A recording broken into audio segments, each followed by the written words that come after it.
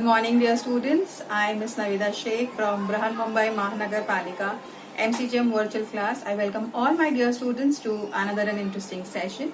In today's session, we'll be learning something new and interesting from a science textbook. So let's get started. Good morning, students. I welcome all my dear students to another and interesting session. In today's session, we'll be learning about the very first chapter in 8th standard science textbook, that is living world and classification of microbes.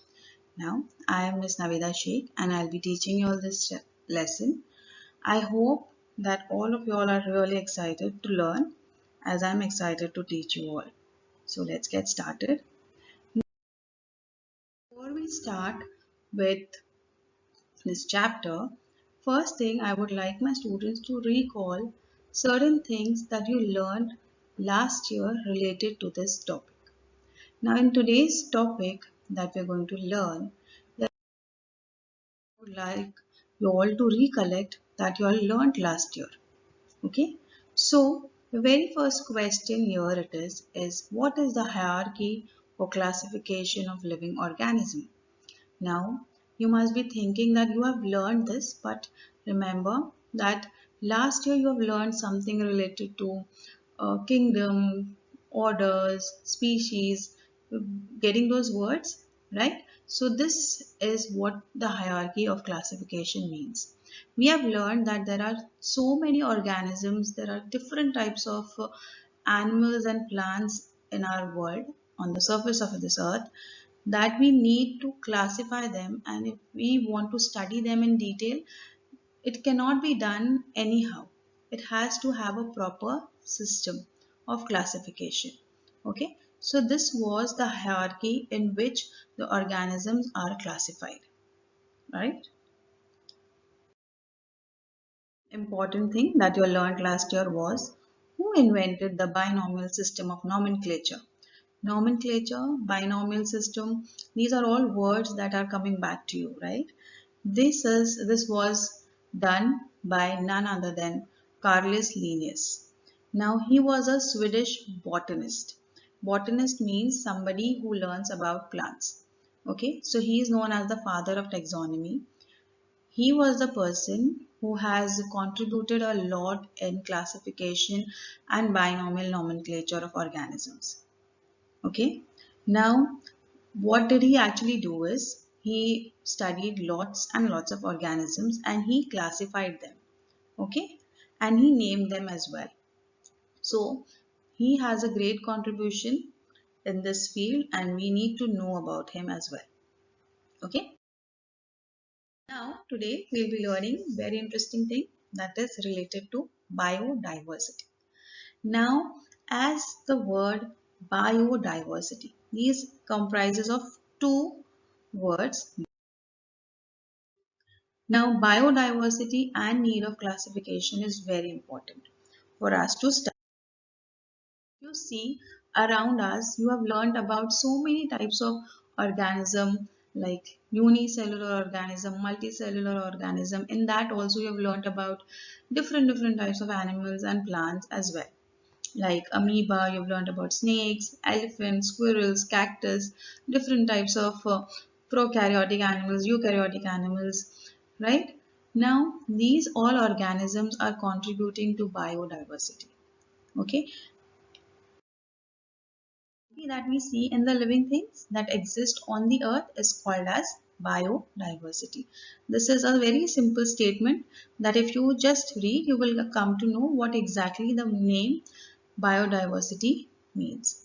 The variety that you see, like in the last previous picture that you all saw was about different types of animals and plants. The variety that you see in the living things that are present on the earth is called as biodiversity, and there is abundance of variety in their shape, size and body parts. Now here all the living organisms on the earth have adapted according to geographic regions, food ingestions, defense, etc. Now you have seen that a yak here, a polar bear. These are animals which are specifically they stay in cold climatic conditions, and they have adapted themselves according to that particular region. Okay, the geographical condition demands that they need to have a thick layer of fur in order to protect themselves, because they do not have other means like us. If we go to a hilly region where you have snowfall, so you take your warm clothes with you, but here the animals cannot take their warm clothes, right? So they have adapted themselves, their body has adapted themselves in such a way that they have thick layer of fur on their body. Next is we have camel. You have learned about camels also, right? Because they have a very different uh, body structure which helps them to absorb the water from their feet as well, right? The structure of their nose is different, the eyelids are different as compared to other organisms, because they have adapted themselves in the to stay in the very harsh conditions of the desert. Same way cactus plant also has adapted. It doesn't have leaves, they have spines, which helps them to reduce the loss of water. Okay, and they help to restore the water that is there. Likewise, the lotus plant, if you have seen, they are fully submerged or partially submerged in water. Now, if you keep anything submerged in water, they tend to get rotten. But here, these plants have adapted themselves in such a way that they float also and they stay alive as well. Same way, there are different types of fishes which has adapted themselves in such a way that they can live inside the water and at different levels also. Okay, some fishes are adapted themselves. They have changed, the structure has changed because they had to live very below under the sea level. Some are above in the above region. So it depends and it has modified according to that. Okay, so I hope adaptation is clear to you all. You all have already learned this and it's a quite quick revision for what you have learned. Okay, the next. Now, according to 2011 census, around 87 million species of living organisms are found on the earth, including land and sea. So here in this picture, you can see animals on land and sea animals as well. So there are about 87 million species. I'm talking about species, matlab different types of living organism since 2011. Now it is 2020. We do not know, something new must have added as well. Now, after knowing that there are so many species, there is a need of a proper system where we can study, with the help of that system, we can study the vast number of organisms that are there. So in order to study a vast number, it is essential to divide them in groups. So groups and subgroups were created considering the similarities and differences among the living organism. So here you can see that there are, in the very first line at the top, you can see animal kingdom is there. Okay? Now in animal kingdom, you have all the animals which are there, but all animals cannot be same like each other. So what is done is they are sorted up. Now some which live on the land, then according to that, some which are feeding on, which are herbivores, which are carnivores, depending on that. So they were divided into groups and subgroups considering their similarities and differences among the living organism. Okay, so with this, the system of kingdom, phylum, class, order, family, genus, species has come into existence. Now, what is biological classification? Now, biological classification means when we learn about a particular organism, you have to know about the kingdom. If we are learning about animals, it will be kingdom Animalia, then phylum, class, order, family, genus, and species. Okay, so it has to be in this order, and this process of dividing living organism into groups and subgroups is called as biological classification. So again I'll repeat, the process of dividing living organism into groups and subgroups is called biological classification. Now, Sir Robert Harding Whittaker, he was an American ecologist. He divided living organism into 5 groups. So now these 5 groups we'll be learning. Okay. Now see, in the previous slide we have seen that it was divided into various groups and subgroups, out of which you have to learn about the group. So for this classification, Whittaker considered following criteria. Means if I want to classify certain organism, I have to follow certain rules. ऐसे ही हम लोग कोई भी चीज किसी में भी नहीं डाल सकते ना. So it is important for us to classify them on a particular criteria. So the very first thing was complexity of cell structure. That is, if whether it is a prokaryotic cell or a eukaryotic cell. Like this. We've learned about both the things in our previous class, so we will not go in detail related to that. Next was complexity of the organism. Now here in prokaryotic and eukaryotic, we are just discussing about the cell structure.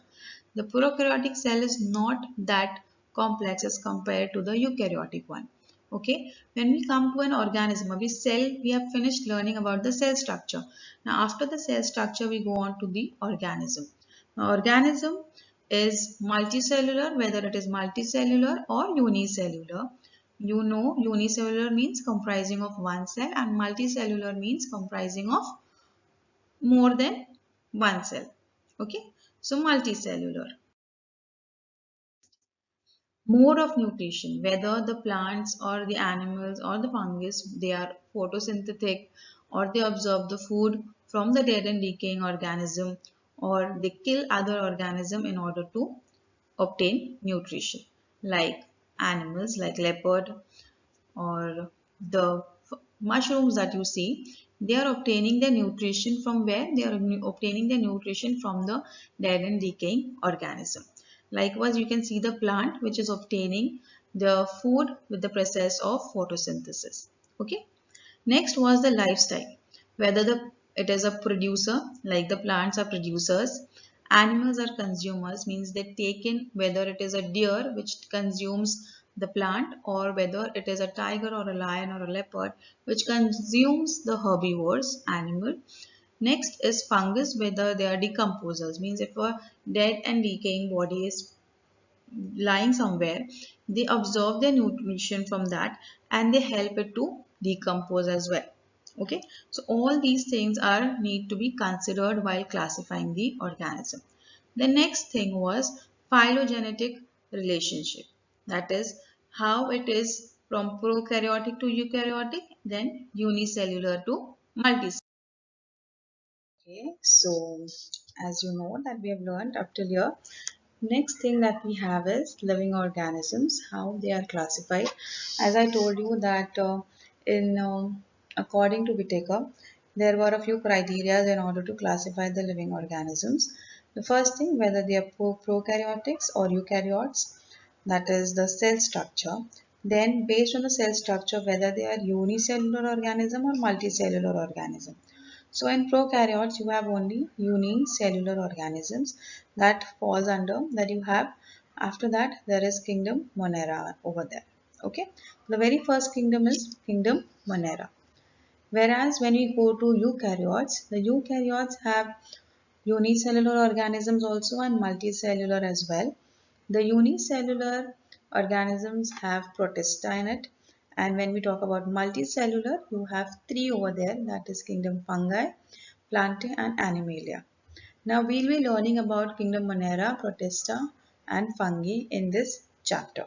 Okay, so the very first talking about today is kingdom Monera. Now when I talk about kingdom Monera, it is very simple because the organism is also very simple. Now all types of bacteria and blue-green algae are included in the kingdom Monera. There are a few specific characteristics that you need to know. That is, all the organisms are unicellular. मतलब whenever you hear the word Monera, it should click your mind that they are unicellular organism. And whenever you hear the name of, there are a few names that I'll be giving you have to at once understand that it is kingdom Monera. They may be autotrophic or heterotrophic, means they can prepare their own food or they consume by means of other organisms as well. Okay, so these are prokaryotic cells without distinct nucleus or cell organelles. Here is an image of kingdom Monera.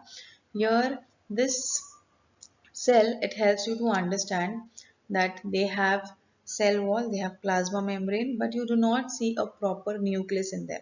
Okay, and it says that these prokaryotic cells without distinct nucleus or cell organelles in them. Okay, so we have a few examples over here for kingdom Monera, like Staphylococcus, E. coli, Salmonella, Streptococcus. These are a few examples that are present in our surrounding related to kingdom Monera. I hope this much is quite interesting for you all to remember, and please see to it that you all go through this video again if you have any doubts and queries. We'll be meeting in the next period where we will be continuing with the remaining kingdoms that we are about to learn in the next period. So please revise, go through the videos again, and it will be quite helpful to you all. Thank you.